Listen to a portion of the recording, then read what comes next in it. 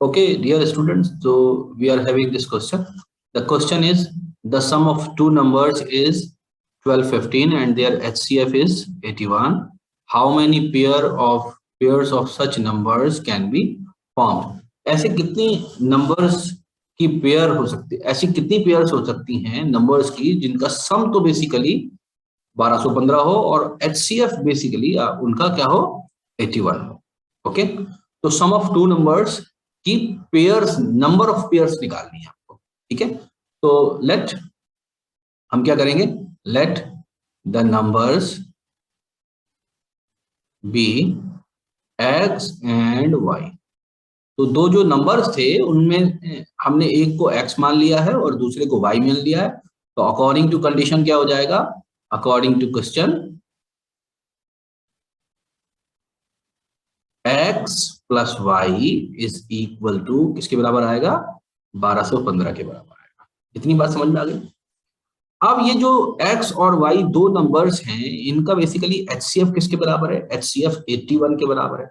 इसका मतलब क्या है, इसका मतलब ये है कि ये x और y ये कहीं ना कहीं 81 के मल्टीपल्स हैं. बात समझ में आ रही है. जैसे फॉर एग्जांपल मैं आपसे कहूं कि 4 और सपोज 10, 4 और सपोज 10 इनका जो हाईएस्ट कॉमन फैक्टर है वो क्या है, हाईएस्ट कॉमन फैक्टर. तो इन दोनों का हाईएस्ट कॉमन फैक्टर जो है बेसिकली किसके बराबर है, वो 2 के बराबर है. क्या मेरी बात समझ में आ रही है. तो इस 4 को हम कैसे लिख सकते हैं, इस 4 को हम लिख सकते हैं 2 into 2 और इस 10 को कैसे लिख सकते हैं 2 into 5. बात समझ में आ रही है. तो ये जो 2 है पहला वाला ये बेसिकली HCF है. ये किसके बराबर है, HCF, हाईएस्ट कॉमन फैक्टर. तो ये मैंने एग्जांपल के तौर पर लिया था.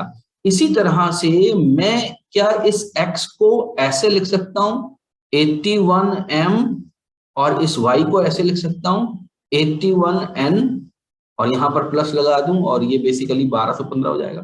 तो जैसे यहां पर m और n है वैसे ही यहां पर ये 2 और 5. क्या मेरी बात समझ में आ गई. बहुत सिंपल सी बात है.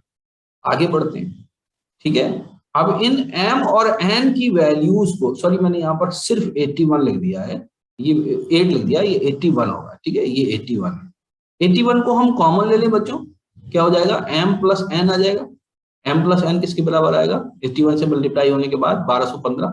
m प्लस n की वैल्यू निकाल लें अगर हम, ये किसके बराबर आएगी 1215 डिवाइडेड बाई 81.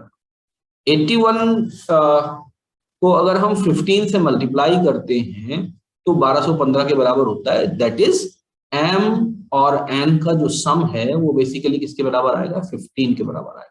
ये बड़ी एक इंपॉर्टेंट बात हमको पता लगी है कि 81 जब m और n के सम से मल्टीप्लाई हो रहा है तो 1215 है. हेंस m और n का जो सम है वो आपके पास कितना आ रहा है, 15 आ रहा है.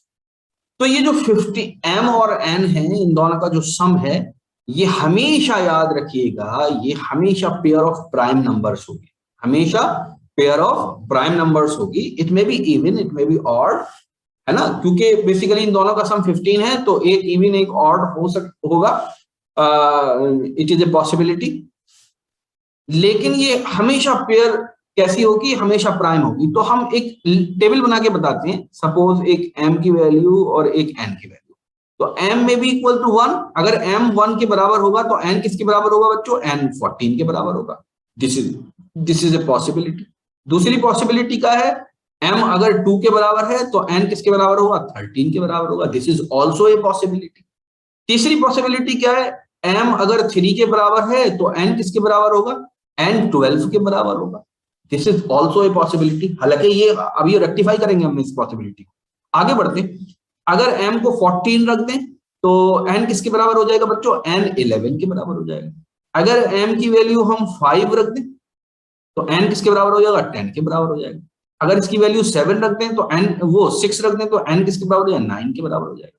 अगर m की वैल्यू हम 7 रख दें तो ये किसके बराबर हो जाएगा बच्चों, ये आपके 8 के बराबर हो जाएगा.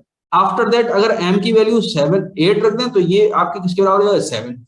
तो यहां से तो बेसिकली रिपीटिशन शुरू हो गया. यहां से बेसिकली क्या शुरू हो गया, रिपीटिशन शुरू हो गया. रिपीट होने लगी चीजें तो इसलिए इस वाली पेयर को हम क्या कर देंगे, डिस्कार्ड कर देंगे। तो हमारे पास जो ऑप्शन बचे 1 2 3 4 5 6 और 7, क्या इनमें से कोई आंसर होगा? नहीं। क्या यही सारे आंसर होंगे? 7 होगा? तो ऑप्शन में 7 तो मौजूद भी नहीं है।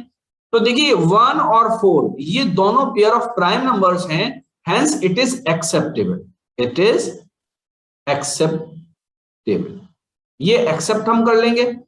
2 और 3 ये दोनों पेयर ऑफ प्राइम नंबर है, hence it is acceptable, it is also acceptable. 3 and 12 it is unacceptable. Why unacceptable? इसको हम अनएक्सेप्ट, इसको एक्सेप्ट क्यों नहीं कर रहे हैं? ध्यान से सुनिए, ये 3 इस 12 का फैक्टर है या नहीं? 3 12 का फैक्टर है। अगर इसको हम एक्सेप्ट करेंगे तो ये 81 HCF नहीं रह पाएगा, बल्कि HCF क्या हो जाएगा, 81 into 3 हो जाएगा। बात समझ में? ये HCF अगर होता, अगर ये HCF होता तो इसको हम एक्सेप्ट करते, तो इसलिए इसको एक्सेप्ट नहीं करेंगे हम। 4 and 11 it is acceptable, 5 and 10 it is unacceptable। why unacceptable? क्योंकि ये 10 5 का मल्टीपल है। अगर इसको जब हम एक्सेप्ट कर सकते थे जब HCF 81 into 5 होता। मेरी बात समझ में आ रही है? 6 and 9 it is also unacceptable। why unacceptable? इसके फैक्टर बेसिकली दोनों के 3 है, तो ये जब करते, जब HCF किसके बराबर होता है, 81 into 3 के बराबर होता। 7 and 8 it is of course acceptable। तो एक्सेप्टेबल कितने हो गए बच्चों? एक तो ये हो गया हमारे पास, दूसरा हमारे पास ये हो गया, तीसरा हमारे पास ये हो गया, और आपके चौथा हमारे पास ये हो गया। तो there are 4 options which are acceptable, है ना। एक बार ध्यान से देख लेते हैं, ये अनएक्सेप्ट कर दिया हम, ये एक्सेप्ट नहीं कर रहे हम, ये नहीं कर रहे, ये नहीं कर रहे, ये कर रहे हैं। इसके बाद रिपीटिशन शुरू हो गया, तो m और n की वैल्यू रिप्लेस होना शुरू हो गई, तो इसके बाद वाली कॉम्बिनेशन एक्सेप्टेबल होंगे ही नहीं। तो बेसिकली एक तो 1 वाला हो गया, एक आपका 2 वाला हो गया, एक फिर आपका 4 वाला हो गया, 3 हो गए, 5 6 अनएक्सेप्टेबल हैं और 7 जो है वो एक्सेप्टेबल है, हेंस 4 इज द आंसर। तो ऐसी 4 नंबर की पेयर्स हो सकती हैं जिनका सम तो 1215 हो और HCF 81 हो। आई होप आंसर आपके क्लियर हो गया होगा। अगर क्लियर नहीं हुआ हो तो आप हमें व्हाट्सएप कर सकते हैं, व्हाट्सएप ग्रुप्स में हमको ज्वाइन कर सकते हैं, जिसमें हम और ज्यादा डिटेल में आंसर्स को एक्सप्लेन करते हैं। Okay, thank you very much.